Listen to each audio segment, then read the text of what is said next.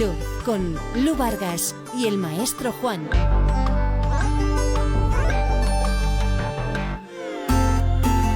Buenas noches y bienvenidos una noche más a este vuestro programa Vivir en Luz. Como cada uno de los viernes iniciamos esta maravillosa travesía de 21 a 23 y un poco abriendo la puerta a los misterios, a los enigmas, al misticismo, al conocimiento oculto y sobre todo para entregaros las herramientas, todas aquellas que os van a proporcionar la felicidad verdadera. Así que sean todos bienvenidos a Vivir en Luz. Y sin más dilación y sin más espera, vamos a presentar quien configura esta mesa radiofónica de hoy. A la derecha el maestro Juan. Ya me ha tocado otra vez. Qué pues bonita camisa, sí. Qué bonita camisa. Chula. Sí. Pues una vez más, contento de estar aquí y poder explicar, dar sabiduría poco a poco, pero que sirva para que todos vosotros podáis triunfar en esta vida. Claro que sí. Y a la izquierda, Esther Castejón, que ella es capitana en jefe de la Asociación de San Jorge y delegada de la Fundación 1 a 1. Buenas noches, bienvenida. Hola, buenas noches. Encantada de estar aquí de nuevo. Siempre pillo alguna perla. Tanto maestro junto. Qué bien, es un placer. Y ahora presentamos quien configura la estrella estelar de este programa, Vivir en Luz, que es la verdadera luz y más allá. El doctor Ángel Luis Fernández. Buenas noches, doctor. Buenas noches a todos y feliz de veros también, tan bien vestidos, tan petones, y un privilegio formar parte también de esta mesa, aunque no esté sentado ahí físicamente. Bueno, como si estuvieras. Entonces, esta noche es una noche muy especial, lo sabéis, ¿no? Sí, claro. Súper especial. Súper especial. Nos vamos acercando inexorablemente a una cosa que a nosotros nos gusta mucho, que es la Noche de San Juan. Pero todavía estamos en los preludios, no estamos de lleno, pero nos estamos acercando, con lo cual nos motiva, nos conmueve y nos anima pues a esa noche que siempre, esa noche y los días anteriores y posteriores que los celebramos con tanta fantasía, sueños, ahínco, deseos y demás. Pero este año con especiales connotaciones. Pues hoy, ¿a que no sabéis de qué vamos a hablar, chicos? ¿De qué? Déjamelo un segundito, que te desmonto la parada. La paradita. Pues esta noche, ni más ni menos, vamos a hablar de este libro, que lleva ya que se nota que es mío porque lleva papelito, posits. Bueno. Este es uno de los libros del doctor, a ver dónde se ve mejor, aquí, ¿no? Sí. Es uno de los libros del doctor Ángel Luis Fernández y como lo veis ahí, 7x7.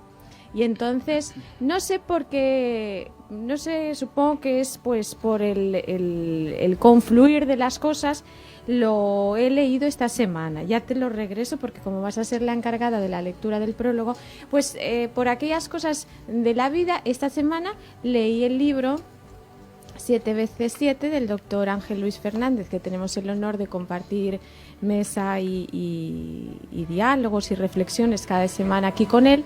Y entonces es un libro que me ha conmovido tanto y me ha suscitado tantas preguntas, tantas cuestiones, y supongo que me ha hecho soñar como cada una de las personas que lo ha leído y las personas que lo leerán. Y entonces, como yo siempre recomiendo lecturas y demás, pues para todas aquellas personas que es un buen momento, el verano ya, de iniciar lecturas, yo lo leí en unas horas, pero vosotros os podéis extender todo el tiempo que sea necesario. Es un buen libro y te cambia la vida, como todos los libros, ¿no? Que son pedazos, son gotitas de sueños, de esperanza, de ilusiones, de empuje y de perseverancia. Pues este lo es mucho más.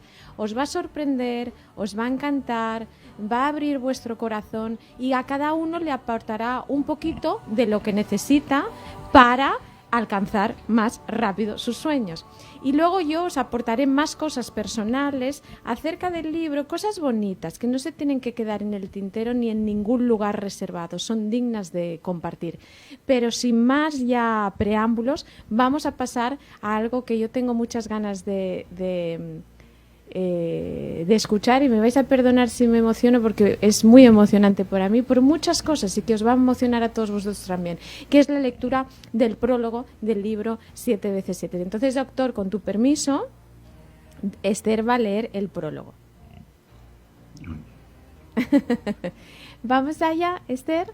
Y el libro me lo llevaré yo. Sí, claro, porque yo ya lo he leído, pero me lo devuelves, ¿eh? Vale. Y si no quieres devolvérmelo, avísame por lo menos que me regalen otro. Ah, vale, muy no, bien. porque sabe que el maestro tiene su biblioteca, yo la mía, y están ahí los libros, nos peleamos. Hay una sola cosa por la que nos peleamos el maestro y yo. Los libros. Sí, le salía una cosa al doctor extraña. Doctor, te salía Lo habían censurado. te salía un cartelito. Censurada Digo, la visión ¿qué para ha que no la pasado? reconocieran. Bueno, pues hay una sola cosa que nos peleamos el maestro Juan y yo, y es por los libros. Y entonces, claro, siempre tenemos ahí nuestras vicisitudes. Me has cogido el libro, que yo no, Juan, y luego los tiene ahí amontonados. Como hace poco el Xavi, ¿te acuerdas? Que vino a buscar un libro que resulta que yo no lo tenía él, y lo tenía. Él mismo esconde sus propios libros para que yo no los encuentre. Los encuentre igual. Bueno, y Dios después mío. cuando llegáis a casa encontráis algún robo que otro en las estanterías de mi casa. Y luego, pero Juan, este libro no era tuyo. ¡Esther! Vamos a, Venga, sin vamos más espera, vamos vamos allá.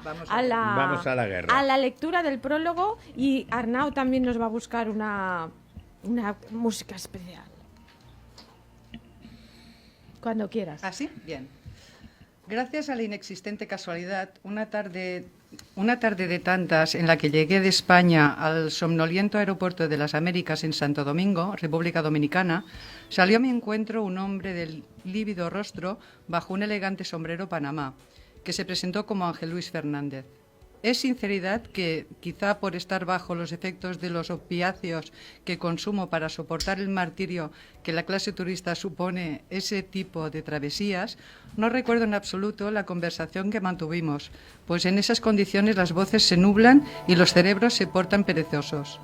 Supongo que tratándose de una persona de impecable cortesía, la cuestión iría mucho más allá de un simple saludo.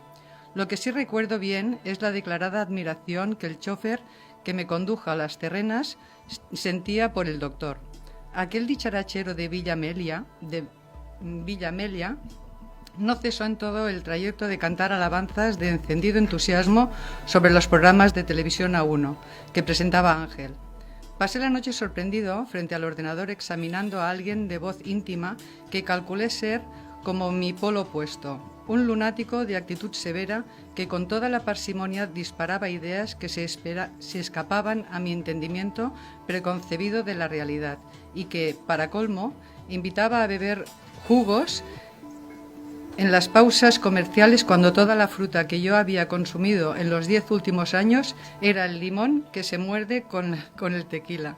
Sin embargo, y aunque hablaba de cosas que se hallaban fuera de lo razonablemente posible, tomé ese tiempo como un divertimiento dedicado a la fantasía y la ilusión, y con todo, sin que pueda explicar bien la razón, se generó en mi interior una corriente de simpatía por un comunicador que resultaba absolutamente singular, directo, sin adornos, que no mostraba nudos en el hilo de sus exposiciones. Y si la curiosidad mató al gato, debo admitir que en mi caso fue al revés. El interés por conocer a Ángel Luis, si es que no me dio la vida, sí me la cambió.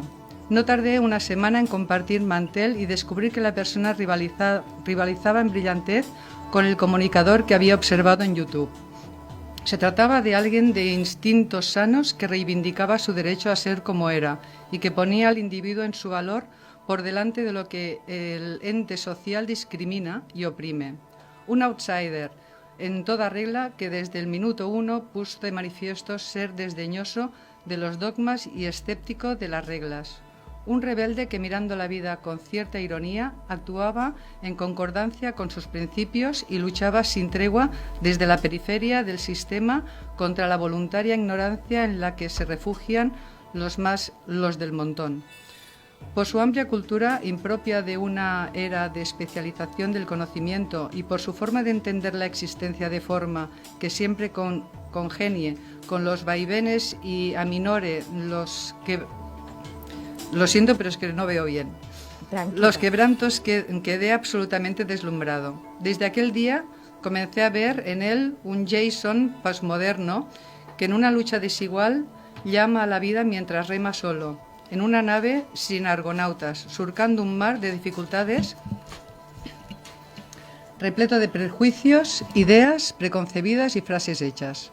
Tras media docena de encuentros, y en la medida que sus afirmaciones fueron dejando de parecerme disparatadas, al tiempo que su espíritu despertaba mi conciencia, comprendí que, aunque uno siempre tiende a fabricarse una imagen ideal de las personas que admira, en este caso no había desacierto.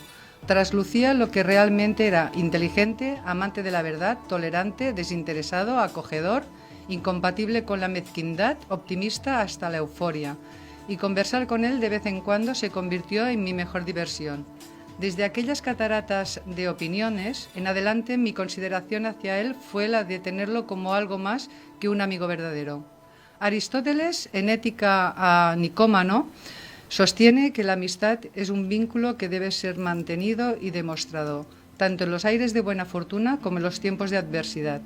Ese es precisamente el comportamiento que ha tenido conmigo desde que lo conozco, participándome sus alegrías con la nobleza propia del que te hace bien cuando lo necesitas y rehuyendo invitarme a sus malos momentos que, naturalmente, y por muy especial que se crea, también los sufre. Según afirma Aristóteles, un verdadero amigo comparte los males lo menos posible. Así ha sido siempre su proceder, y eso es algo que le convierte en un virtuoso. Francis Bacon, en su texto de la amistad, refiriéndose a los beneficios que en nosotros produce, señala que las emociones son fluidos que necesitan ser descargados y que esta descarga solo puede producirse a través del canal de la amistad. También asevera que cuando vienen mal dadas la ausencia de amigos verdaderos, nos sitúa en riesgo de canibalizar nuestro propio corazón por encontrarnos abandonados a la soledad. De ese efecto me salvó, y hoy, desde la distancia del tiempo que me separa de aquel momento, mi felicidad cobra el mayor agradecimiento. Sostenía Tagore que la verdadera amistad es como la fosforescencia, resplandece mejor cuando todo se ha oscurecido. Y a fin de fines, así es como Ángel Luis ilumina la vida de quienes le rodeamos para conseguir elevarnos hasta hacernos navegar por el sol de Alcione. En el árbol de los amigos, escribe Jorge Luis Borges, existen personas en nuestras vidas que nos hacen felices por la simple casualidad de haberse cruzado en nuestro camino. Este es el caso que me ocupa. No sé si fue azar o el determinismo que según muchos obliga a cualquier acontecimiento, pero aquella tarde que conocí a Ángel tuve la inmensa fortuna de contraer la eterna deuda de agradecimiento que la correspondencia con la verdadera amistad exige. Elegimos a nuestros amigos por su similitud de espíritu, sin tener en cuenta sus opiniones ni sus pensamientos, que respetamos aún siendo muy diferentes a los nuestros, lo que además produce el efecto de poder pulir y definir con exactitud los pensamientos propios. Por eso la auténtica amistad que me une a él ha sido siempre enriquecedora, pues ha aumentado considerablemente mi frontera mental y ha establecido esos lazos sentimentales que me han dado la oportunidad de configurar mi verdadera familia. Es mi hermano. De hace unos años es esta anécdota de la que quien...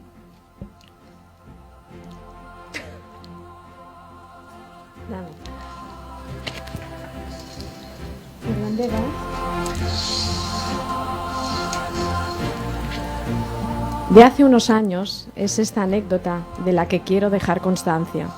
Estando en su antigua consulta, me retiré a la sala de reuniones para mantener una conversación vía Skype con mi hija. En el transcurso de la misma, apareció Ángel a fin de tener la cortesía de saludar a una niña con la edad de 6. ¿Qué tal estás? ¿Cómo te llamas? Y pocas palabras más frente a la timidez natural de la infancia. Una vez que Ángel hubo abandonado el espacio y sin que la brevedad de la conversación hubiera dado para mencionar su nombre, algo que podía haber inducido a mi hija a la simplicidad de una asociación de ideas, Alicia fue tan espontánea como tajante. Papá, tu amigo ha venido del cielo.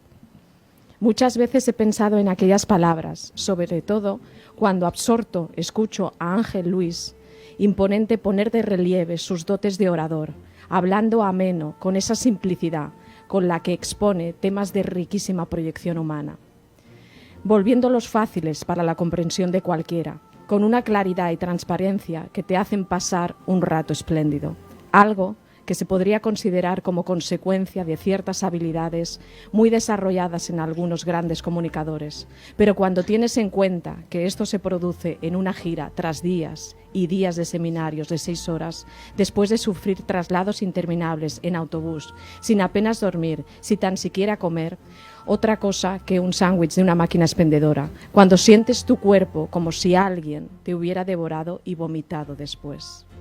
Entonces es cuando te viene a la cabeza la sentencia de una niña y se antoja que este hombre no es de este mundo. Aunque después de todo he de confesar que personalmente me da exactamente igual si mi erudito amigo desciende de extraterrestre o deja de hacerlo. Pues lo que en realidad tiene importancia es que si los seres humanos fuéramos a la manera de este viajero incansable, si tuviéramos la valentía y la generosidad necesarias para vivir de acuerdo a los postulados que propone, no solo mejoraría nuestro mundo, sino que incluso seríamos felices, causando la felicidad de los demás. Coto Matamoros.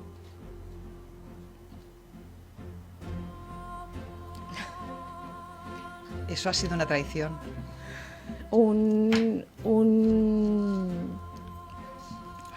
prólogo contundente que deja a cualquiera sin palabras y que sin esperas lo que te hace es lanzarte a querer leer el libro inexorablemente, ¿no?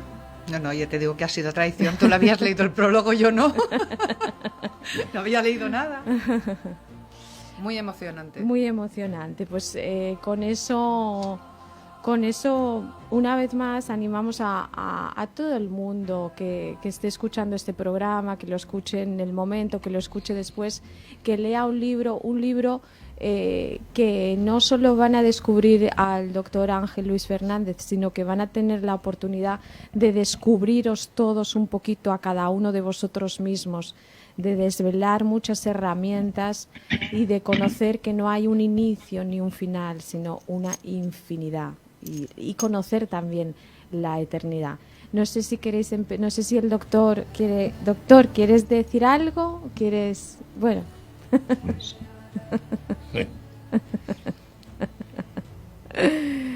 Tenemos muchas preguntas.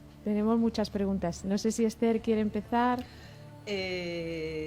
Bueno, por lo que más o menos me ha explicado aquí la directora del programa, parece ser de que se trata de las distintas efusiones que has tenido en este planeta. ¿Hay alguna de ellas que tenga más relevancia para ti?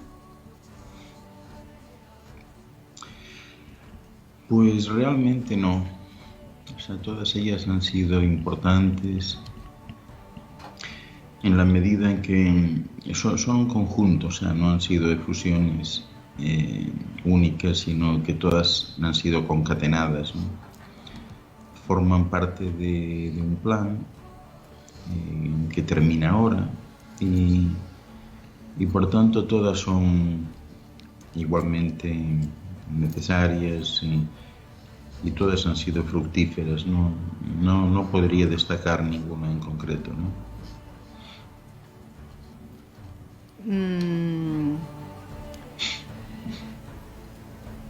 Hay uno de tus tiempos que estuviste de escriba, meditativo, contemplativo. ¿Qué finalidad tiene un tipo de vida así? casi todas las efusiones han tenido un común denominador, eh, independientemente de su objetivo final, del objetivo de cada una, ¿no? Y el común denominador ha sido siempre la información, ¿no? Como escriba, pues era algo así como el notario de lo que sucedía en un momento dado, y no solamente eso, sino que trataba de clarificar algunos aspectos que se estaban escribiendo también en otros foros y que podían inducir a error, como así fue, ¿verdad? Y esto es un poco lo que pudiera destacar de ese momento, ¿no? Información y contrainformación sería el resumen de lo que acabas de preguntar. Bien. Una de las efusiones me despierta curioso interés porque es un lugar en que me robó el corazón, tenía como obsesión de visitar, y cuando estuve allí me sentí muy cómoda, con lo cual me da la sensación de que yo allí he vivido en otro tiempo. La efusión en la que estuviste viviendo en Egipto, ¿nos puedes hablar un poco sobre esa efusión? Bueno, fue una efusión un poco peculiar aquella, ¿no? ¿Qué aspecto en concreto te interesa más? Y tuvieron un hijo, Tutmosis III, y bueno, ella se destacó muchísimo en ese sentido, ¿no?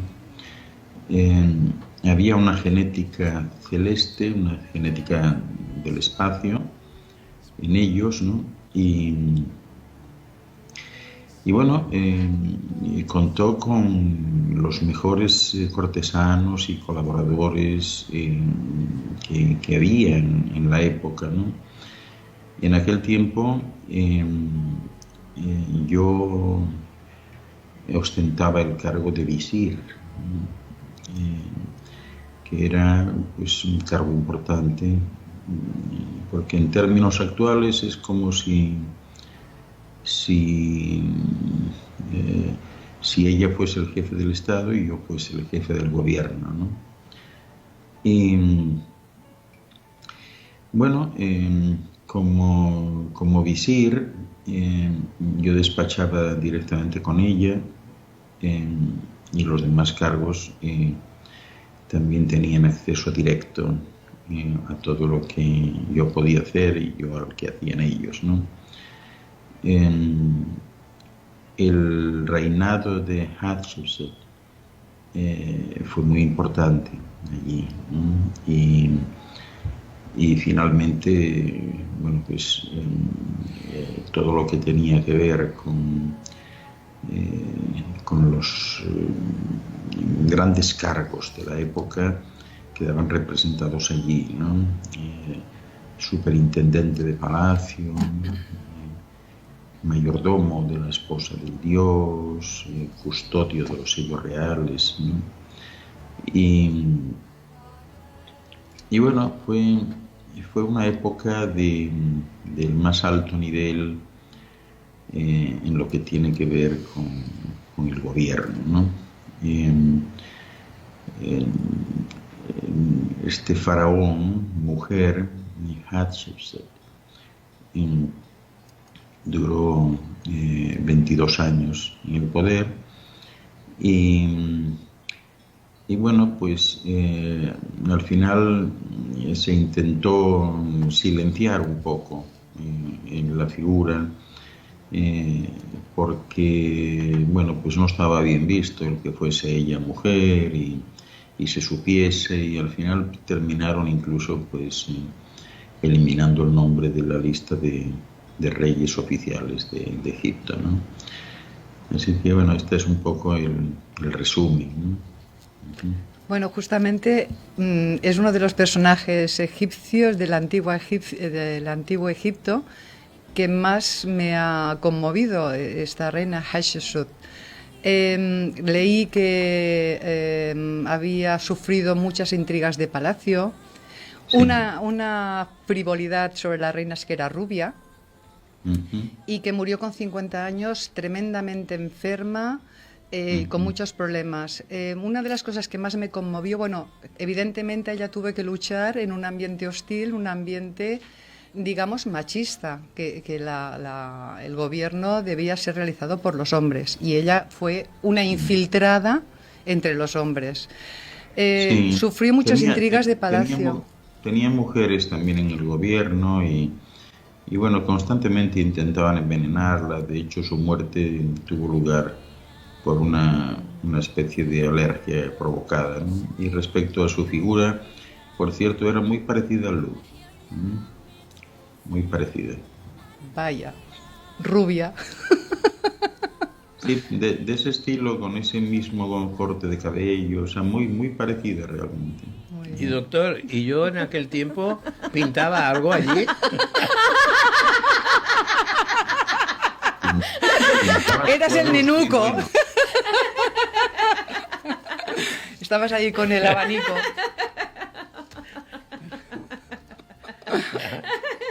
Yo era el áspid. Muy buena esa disertación, Juan, muy buena. Tienes que leerte el libro. Tienes que leerte el libro.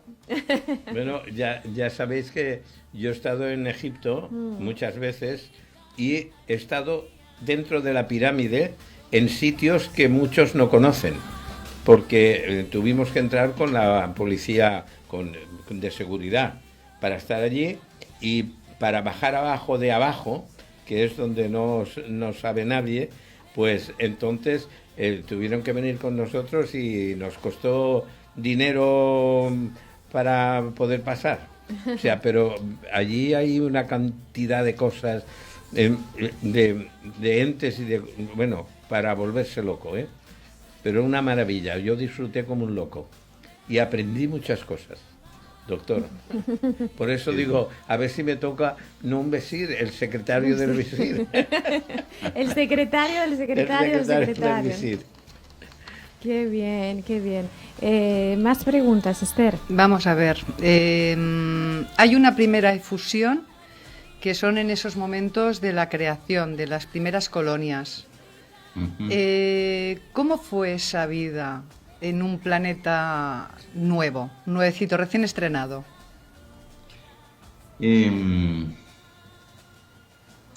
Bueno, no era recién estrenado.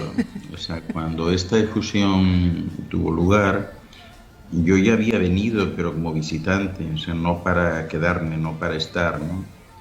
En realidad, esta esfera que está pues a unos 4.648, creo,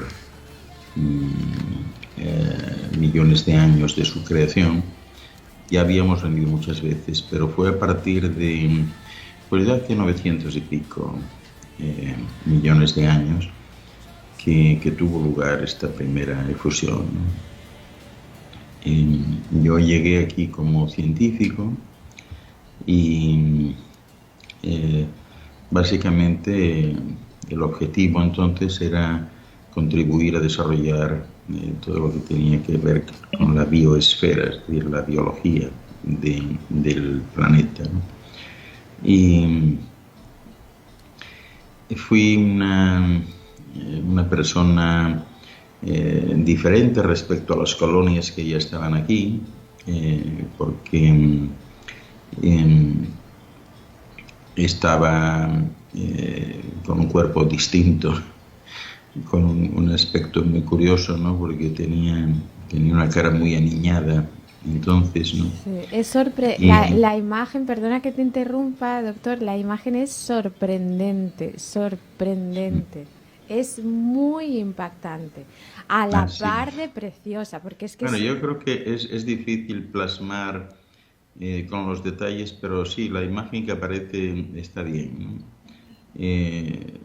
Parecía, qué sé yo, o sea, comparado con lo de ahora, pues tal vez alguien de unos 15 años, más o menos, o 16 o por ahí, ¿no?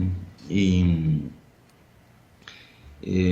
bueno, pues una de las misiones que tenía era contribuir a dejar listo todo lo que tenía que ver con la estructura geotectónica de la esfera y los componentes biológicos que dieron lugar a la vida animal y vegetal tal y como se conoce hoy, ¿no?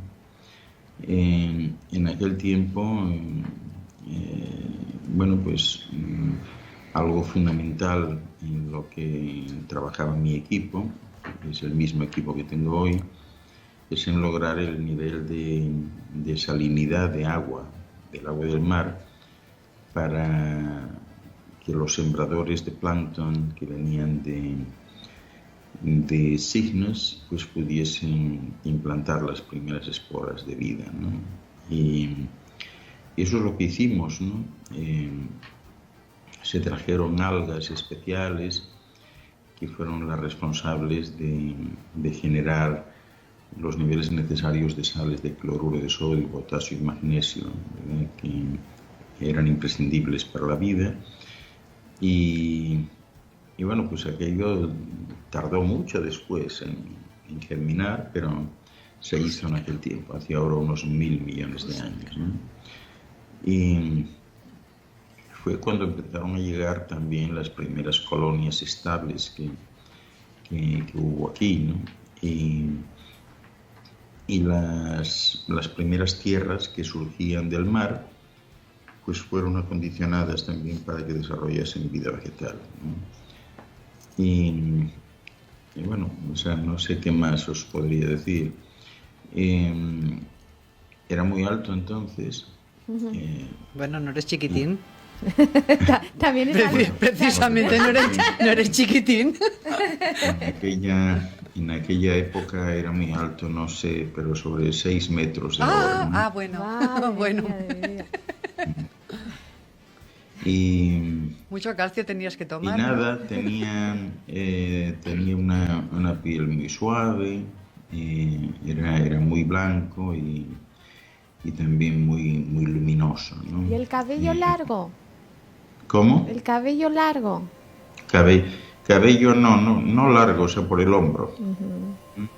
¿Rubio? El cabello por el hombro. ¿Pero bueno, rubio? El cabello era en realidad medio blanco azulado, o sea, tirando al gris blanco, ¿no? Blanqueado, ¿no? Oh, wow. Con un toque tal vez de violeta, ¿no? Y bueno, pues usábamos entonces una especie de mono muy ajustado, muy parecido a los trajes de neopreno de los buzos, ¿no? Parecidos a eso, ¿no? Y bueno, pues en el centro del pecho llevaba mi grafismo, ¿no? El grafismo que ya conocéis, y tenía pues también una especie de cinturón, aquel atuendo, con una, pues no sé cómo llamarle, una especie de hebilla, donde aparecía la inscripción de mi familia estelar, y eso pues contribuía a acelerar la salida de los residuos de energías utilizadas, ¿no? Y bueno, ya usábamos entonces y habían traído los primeros cachinas aquí, que usábamos para desplazarnos. Aproximadamente funcionaban a medio metro del suelo. Eran y son como tapas de alcantarilla, vamos a decirlo así. ¿Me podéis entender? Sí, perfectamente. Bueno, como tapas de alcantarilla, entonces íbamos encima y esas unidades tienen gravedad artificial y generan alrededor como una especie de burbuja, ¿no? Para que no te afecte el viento ni te afecte nada. Entonces no tienen controles, solamente tu voluntad, o sea, funcionan con el pensamiento, ¿no? Interpretan lo que uno desea, ¿no? Y Yo quiero ir.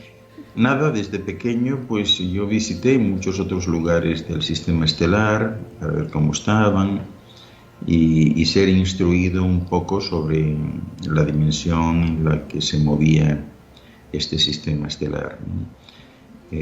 También en aquel tiempo yo me encargué bastante, estuve bastante tiempo en el astro que pudiéramos decir gemelo de la Tierra, que se llama Prudzi, que está al otro lado del Sol, y estuve bastante tiempo allí también, ¿no? Porque era un astro que me llamaba mucho la atención, era muy parecido, ligeramente más adelantado en cuanto a evolución física, ¿no? No de los seres que lo pueblan o lo poblaban, pero sí de evolución física, y de allí yo tomé muchas notas, ¿no? Para aplicar en la Tierra, ¿no? Y bueno, o sea, a mí me sorprendía que fuesen tan parecidos los astros, ¿no? O sea, no así los animales y los seres humanos, pero sí me sorprendió, o sea, cómo eran tan parecidos, ¿no? Como si fuese uno el contrapeso del otro, ¿no? También intentamos trasladar a la Tierra el sistema de construcción que ellos usaban y que usan todavía, que se mimetizan con el ambiente, es decir, hay que estar allí delante para darte cuenta que aquello es una construcción, porque puede parecer parte del manto vegetal que lo cubre, ¿no? Y así había lugares muy curiosos, ¿no? Que te dabas cuenta de ellos, pues de verdadera casualidad, porque estaban protegidos por una especie de pompa de jabón, ¿no? Y muy curioso aquello, ¿no? Muy curioso. Allí estuve mucho tiempo, en Prudzi, tomando nota de desarrollos que ellos tenían para aplicarlos después en la Tierra, ¿no? ¿Y qué más puedo deciros?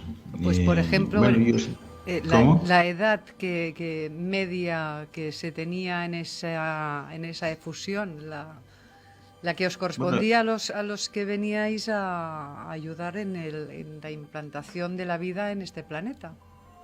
Bueno, era distinta en función de dónde venías, ¿no? La mía duró más o menos 1200 años de los de aquí. He hecho un chavalín. Sí. Muy bien. ¿El aspecto seguía siendo de 15 años? Sí, sí. Muy bien. El aspecto siempre fue el mismo, no varió nunca. Qué bien. Espectacular. Os recomiendo fervientemente que leáis el libro, porque es todo esto que estamos hablando, a grosso modo, pues da muchos detalles, y verdaderamente vosotros sabéis esos libros que consiguen introducirte en las historias y vivirlas, ¿no? Sí. Como si fueras en primera persona. Pues esto es lo que consigue este libro, que eres, o sea, tú te conviertes un poco en Sdejewe desde el principio, desde Venerable, Mahatma, Sdejewe, y pasas por todas las, o sea, lo vives auténticamente, te desplaza a cada uno de los momentos y de las épocas, te hace soñar y descubres muchas cosas. Yo creo que verdaderamente las personas no saben el tesoro y que constituye este libro, porque constituye un auténtico tesoro. Es una puerta abierta al infinito. Cuando tú lo lees, te transformas. Por eso cada uno lo lee cuando lo tiene que leer, ni antes ni después. Es como nos recuerda siempre el doctor.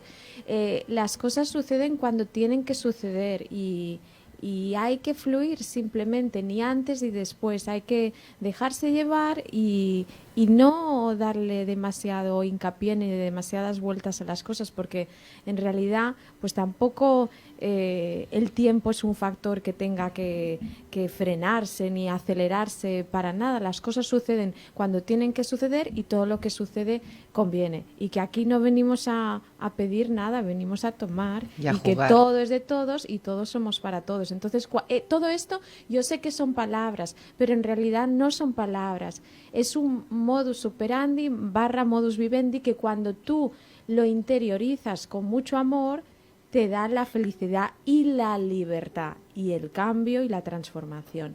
Dígame ¿Y usted. dónde se puede encontrar este libro? Bueno, pues la fórmula más fácil es en Amazon, que el doctor lo dice muy muy bien, pero yo lo digo más Spanish. Span English. Spanglish, sí. Amazon, pero él lo dice muy bonito. Dilo tú, doctor. Pero nada, en Amazon está bien. Ahora no lo dice, ahora no lo dice.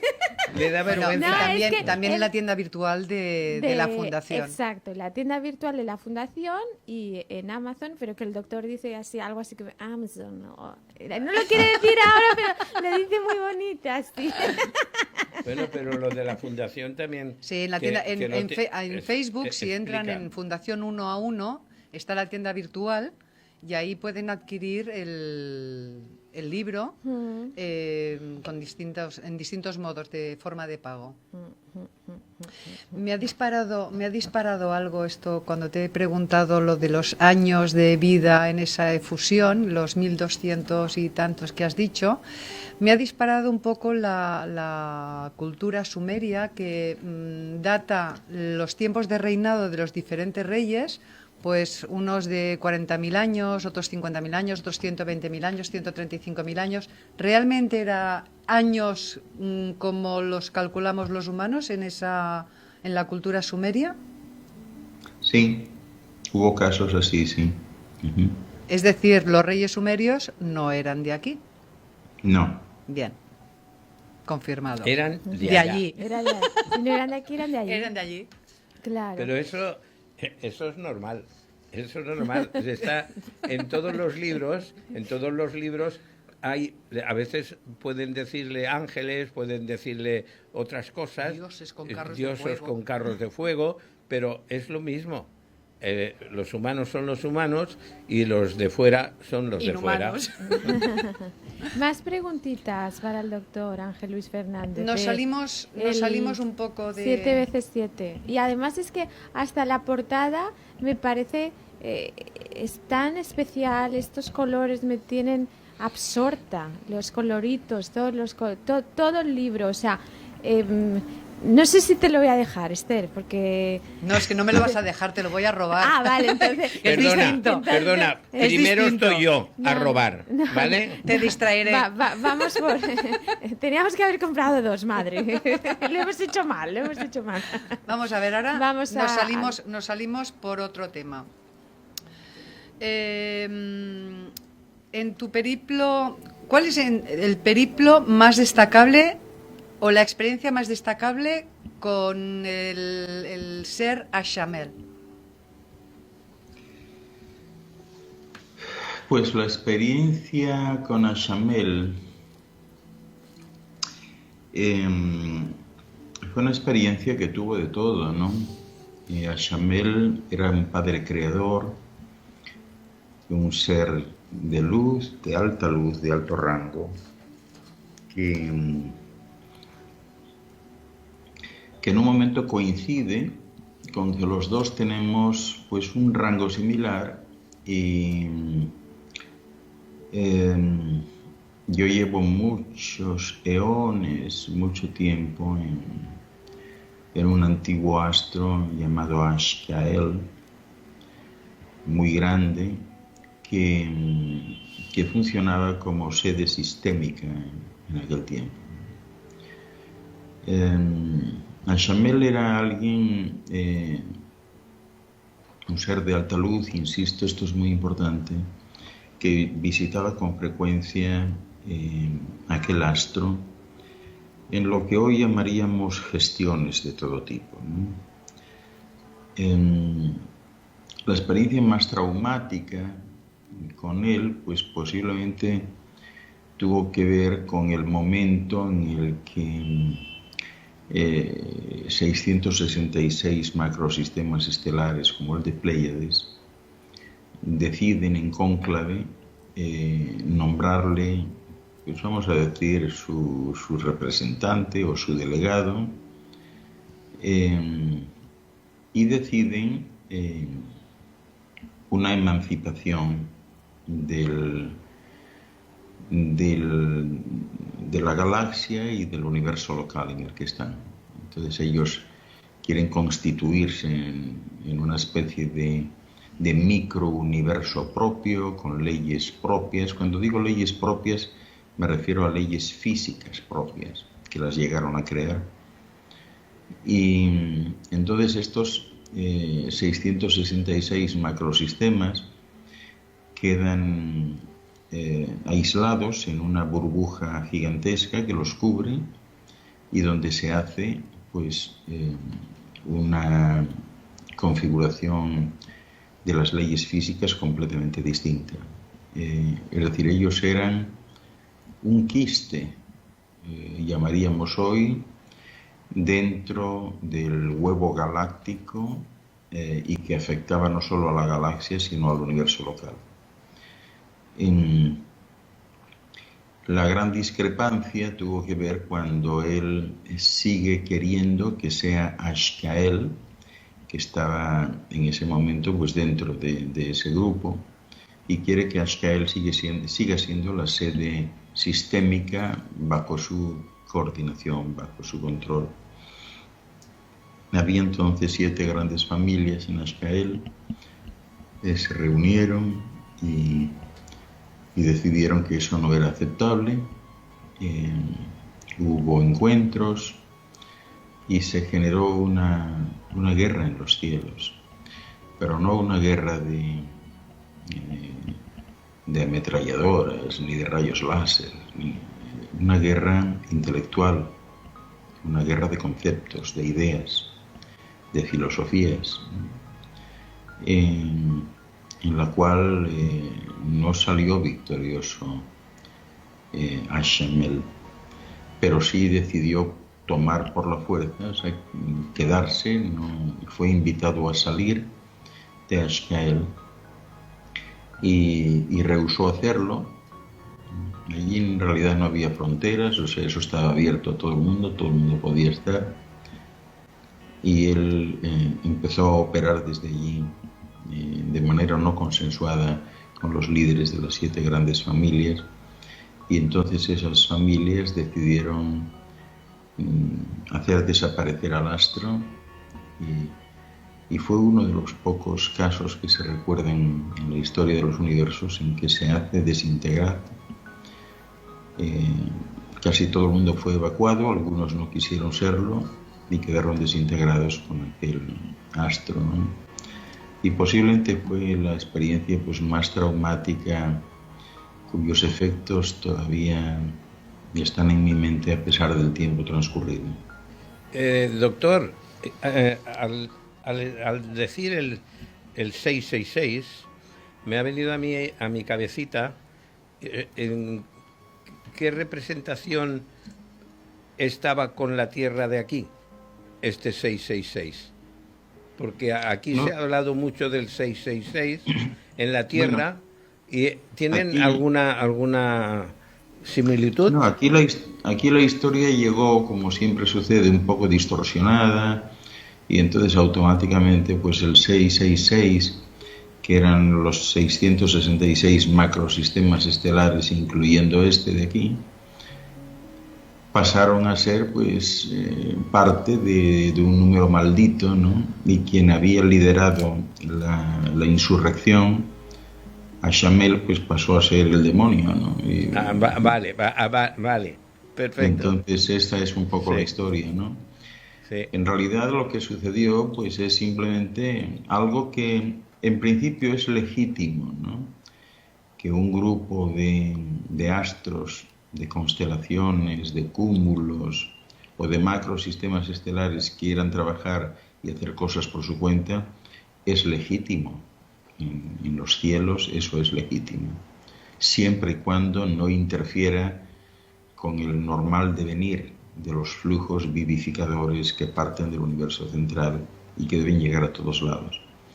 Y lógicamente este quiste cósmico pues efectivamente significó pues que una gran parte de esos flujos no llegasen a su destino de la manera adecuada, que la conexión interestelar que había en un momento dado que quedase completamente mermada. O sea, hubo una serie de inconvenientes que afectaban al desarrollo de la vida misma en sí. Y bueno, pues al final hubo que sencillamente los grandes padres de la creación se pusieron de acuerdo para anular a este ser y se le llegó a anular, quedando únicamente de él el cerebro que entonces tenía, por toda la información que contenía ese cerebro, ¿no? Y a partir de ahí, pues, bueno, se inició una especie de cuarentena para todos esos sistemas. Quiero significar también que cuando hablo de un macrosistema estelar, yo no me refiero al sistema solar. O sea, el sistema solar es uno de los 1986 sistemas que están bajo el paraguas de Pléyades.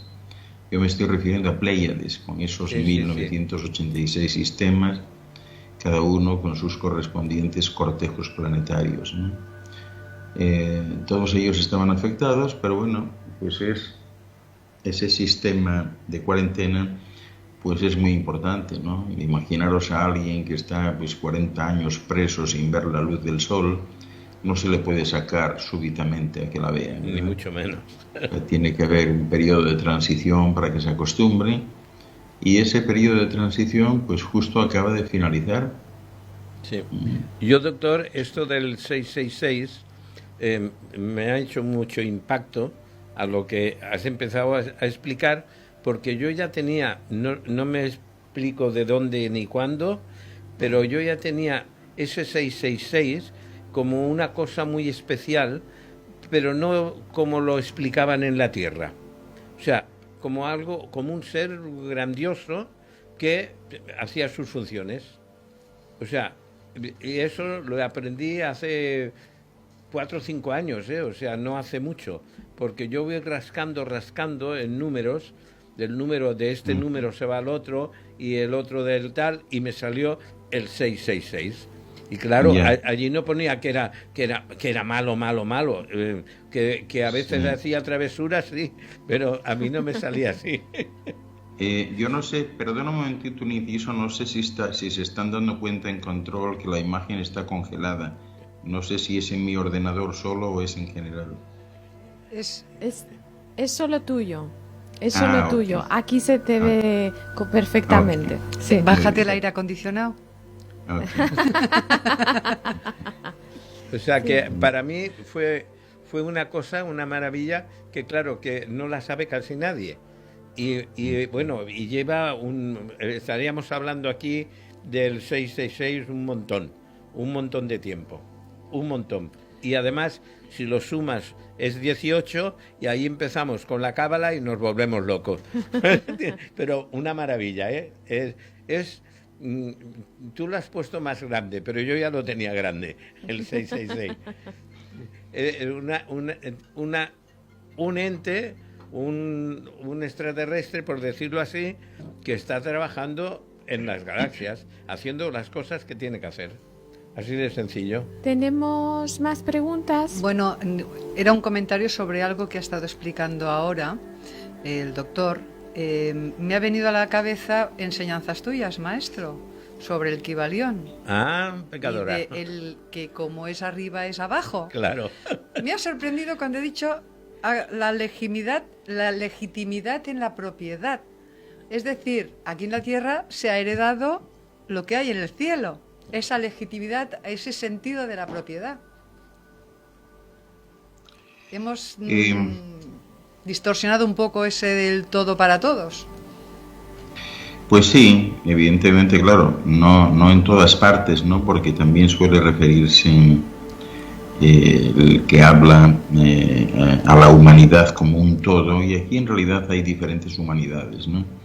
Hay todavía muchas comunidades, pueblos indígenas, tribus, etcétera, que no entienden para nada lo que es propiedad privada, ¿no?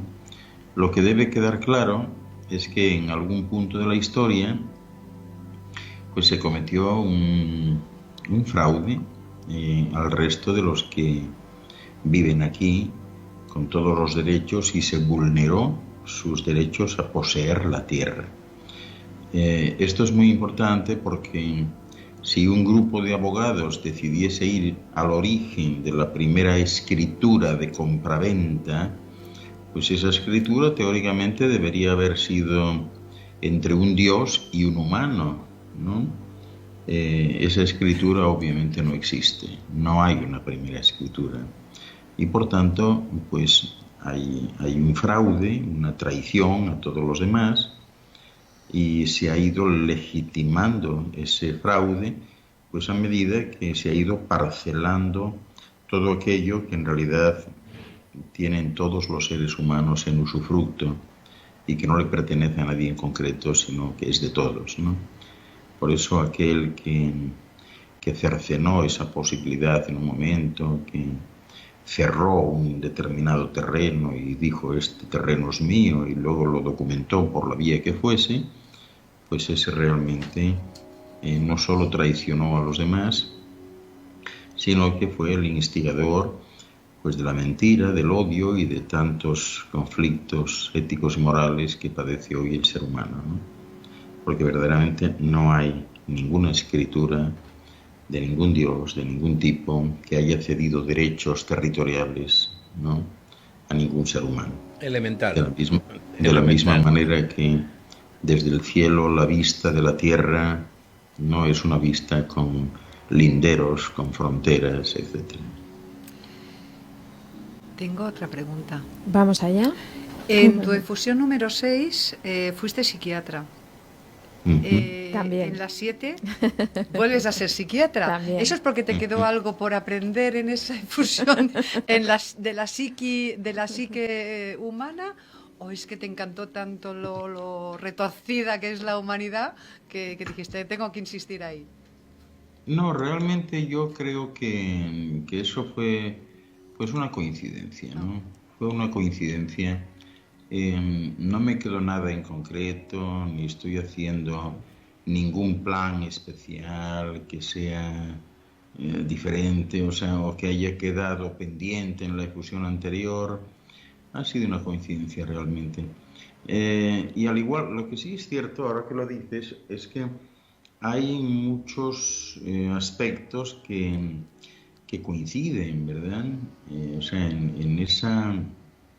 En esa sexta efusión hubo aspectos muy puntuales que son parecidos ahora, es decir, yo era muy aficionado a las artes, ¿no? Y aparte de la medicina, pues yo hice otras cosas, ¿no? Coincide también con esta de ahora en que tuve 2 hijos y bueno, no coincide en el sentido de que bueno, pues yo, por ejemplo, era judío antes, ¿no? Al menos sobre el terreno, ¿no? Pero sí coincide en que escribía también.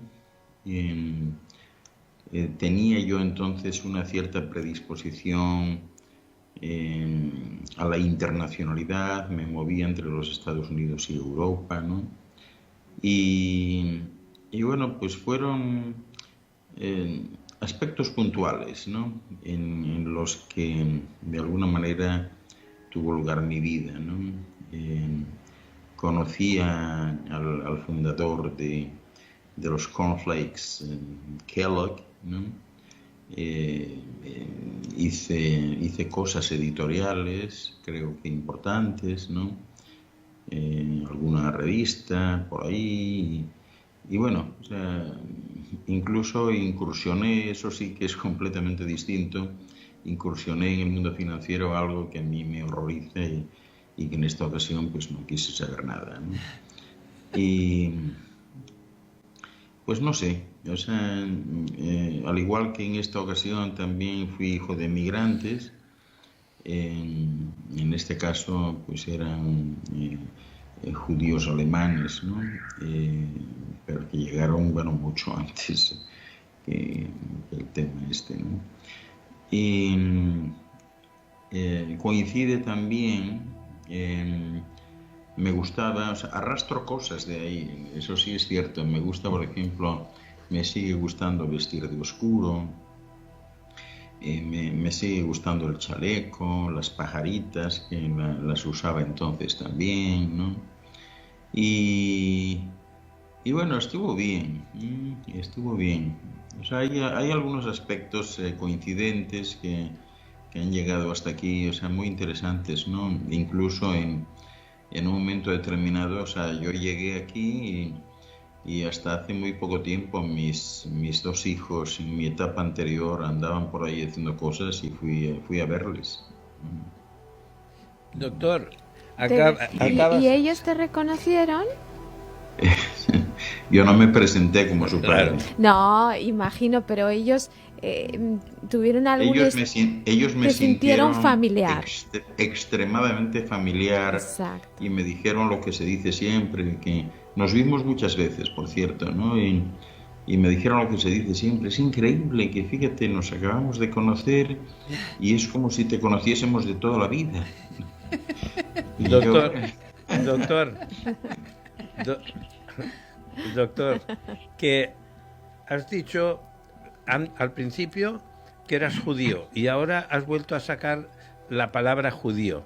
Entonces me ha venido a mi cabeza, porque ya está en los judíos, el nombre de Dios es Yahvé. Y esos símbolos suman 26. Y ese 26, haciendo las cábalas, es el que llega, o sea, salen muchos números que son Dios, claro, siempre. Pero, y al final sale lo que antes te he dicho, 666. El número de Dios en judío, con esos números son 26. Ahí tú sumas el 2 y el 6, se está riendo, el 2 y el 6 lo sumas y te da 8. Si sumas del 1 al 8, te da 36. O sea, y si sumas del 1 al 36, te da el 666. Ya has dicho O el sea, secreto de cómo obtenerlo. No hay ningún problema. Pero es que es lo que está explicando. Lo que está explicando está desarrollado. ¿Es así o no, doctor? bueno, algún día hablaremos de eso en profundidad. Hoy no, Bueno, hay más. Claro, hoy hay más. hoy no toca. Pero es que me ha venido así. Vamos a ir finalizando esta parte. No sé si tienes alguna pregunta más, Esther. Sí, pues la última Tiene 2000 preguntas. Tengo porque- 2000 preguntas, pero Bueno, si queréis la resumiremos en una. en el En el próximo próximo programa sorteo. seguimos hablando Claro. de 7x7, pero hoy tenemos que ir ya concluyendo porque es que el tiempo se escapa de manera... una pregunta que la incontrolable. resume todas. Ok, let's go. ¿Por qué 7 fusiones? Pues no obedece a nada realmente, o sea, porque hay programas que son de 3, de 5, de 1, de 2, o sea, no obedece a nada. Sí que debo decir que 7 y 12 son magnitudes sistémicas que se repiten constantemente en los universos, ¿no? Pero no tiene una especial significación en este caso, ¿no? Sencillamente coincidió así. Muy bien. Bueno, pues vamos a recordar que hoy estamos hablando de este maravilloso libro, 7x7, que lo encontráis del doctor Ángel Luis Fernández, que es nuestro invitado habitual aquí en Vivir en Luz, en Metro FM, nuestra casa, y que el libro lo encontráis, aparte de Amazon, en la tienda Virtual de la Fundación 1 a 1. Y también, de paso, aprovechamos para decir que empieza el doctor Ángel Luis Fernández su mini gira por México y que tanto en su página web como en su página de Facebook como en las diferentes páginas de las diferentes delegaciones veréis toda la ruta que va haciendo y todas las actividades, y ahí con cada contacto que podéis establecer comunicación para más información. Pero nosotros igualmente seguiremos contactando, aunque esté de gira por México, seguiremos contactando contigo para hacer el programa, ¿no, doctor? Claro que sí. Y ya nos las arreglaremos de alguna manera. Bueno, tengo que decir una cosa. Al final no he dicho nada ni de experiencia de la lectura del libro, nada, porque ha sido un poco un programa 7x7, doctor Ángel Luis Fernández, preguntas con Esther. Se ha apropiado un poco del programa, cosa que no me parece nada mal. Fijaos un dato curioso. Yo, sabéis que siempre hago todos estos escritos y demás. Hice el escrito que bueno, de nuevo me pasó lo mismo, ¿no? He tomado el nombre del libro para hacer el escrito. Y hice primero el escrito sin saber que hoy íbamos a hablar del libro. O sea, el escrito ya estaba hecho y luego, a posteriori, decidimos hablar del libro. ¿Qué te parece, doctor? Increíble. Increíblemente mágico, ¿no? Teniendo en cuenta lo que ha sucedido hoy, pues habría que decir que una vez más, en Vivir en Luz, hay que estar preparados.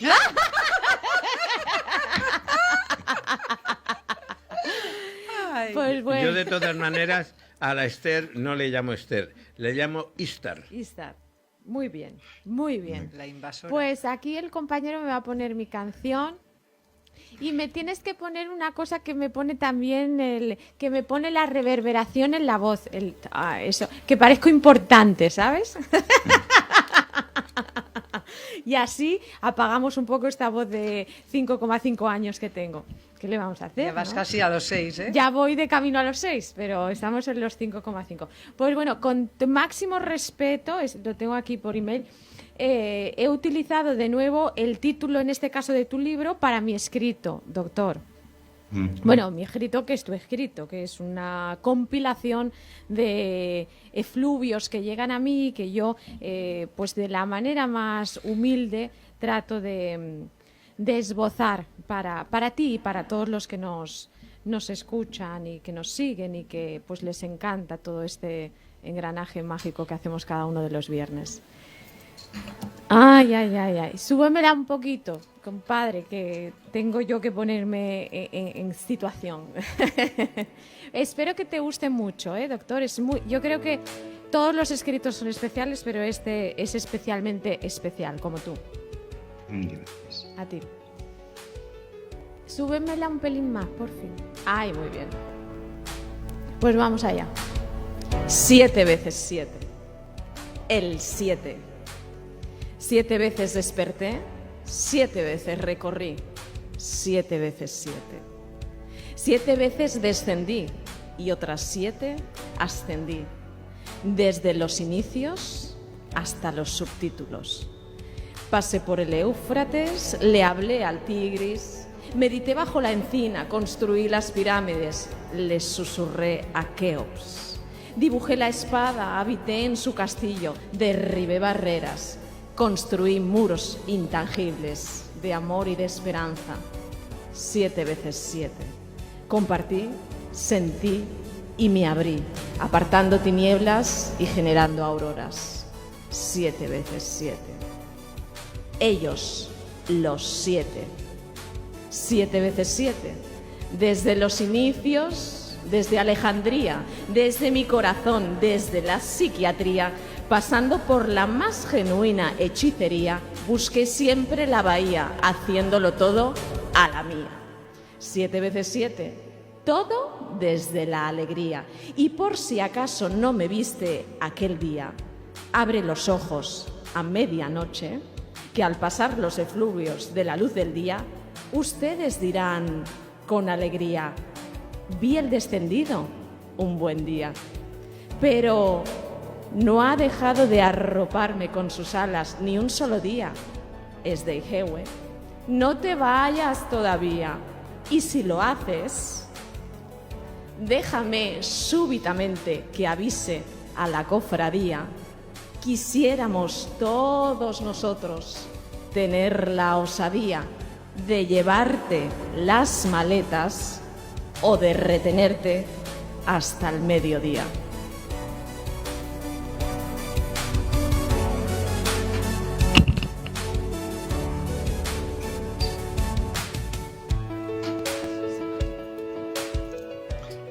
gracias, muchas gracias. Gracias a ti. Nos encontramos cuando tú quieras, donde tú quieras, como tú quieras.